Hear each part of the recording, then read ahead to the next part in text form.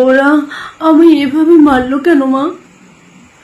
মা, আমি তো যেমন ডিউটিতে যাই সেরকমই ডিউটিতে গেছিলাম, কিন্তু আমি তো জানতাম না যে আজই আমার শেষ দিন। আমি তো আমার জুনিয়রদের সাথে একসাথে কত গল্প করতে করতে রাতের খাবার খেয়েছিলাম। জানো মা, অনলাইন থেকে খাবার অর্ডার করেছিলাম, আমার প্রিয় খাবারটা, ওটাই আজ খেয়েছিলাম। তখনও যদি একটু বুঝতে পারতাম এটাই আমার শেষ খাওয়া, এটাই আমার শেষ গল্প।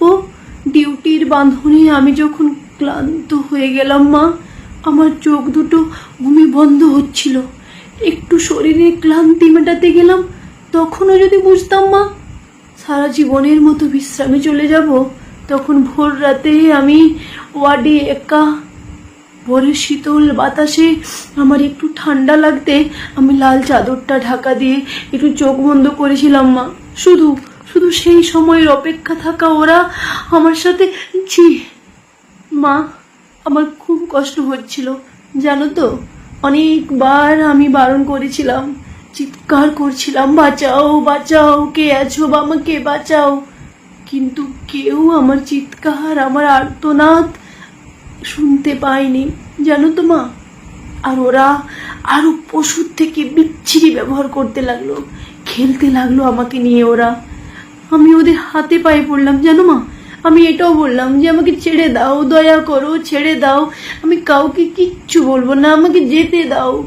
কিন্তু ওরা আমায় তাদের একটা বারও চলে যাওয়ার সুযোগ দিল না তোমার কোলে শেষবারের মতো মাথা রাখতে, দিল না শেষবারে তোমার হাসি ভরা মুখটা দেখার সুযোগ করে, দিল না বাবার স্বপ্নে তার রাজকন্যার বড় ডাক্তার হওয়ার কাহিনীকে সত্য করতে।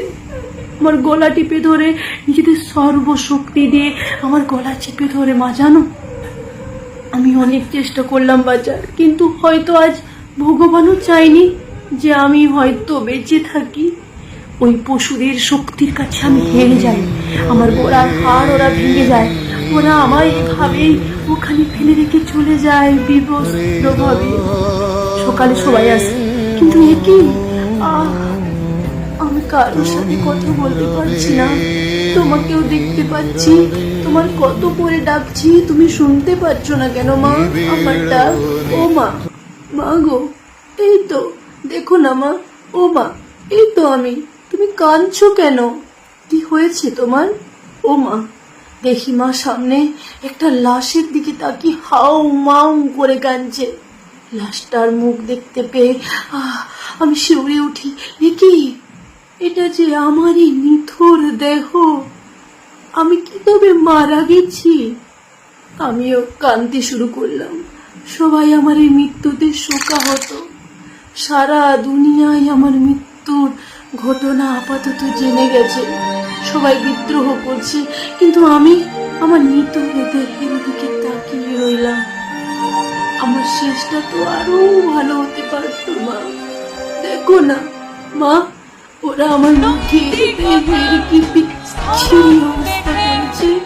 দেখো না মা, আমার চিৎকার করতে ইচ্ছে করছে, কিন্তু আমার আওয়াজ এখন কেউ শুনতে পাচ্ছে না। আমি এতগুলো লোকের সামনে চিৎকার করছি, কিন্তু একটা কেউ আমার চিৎকার শুনতে পাচ্ছে না। কেউ না মা, কেউ না, তুমিও না, তুমিও না।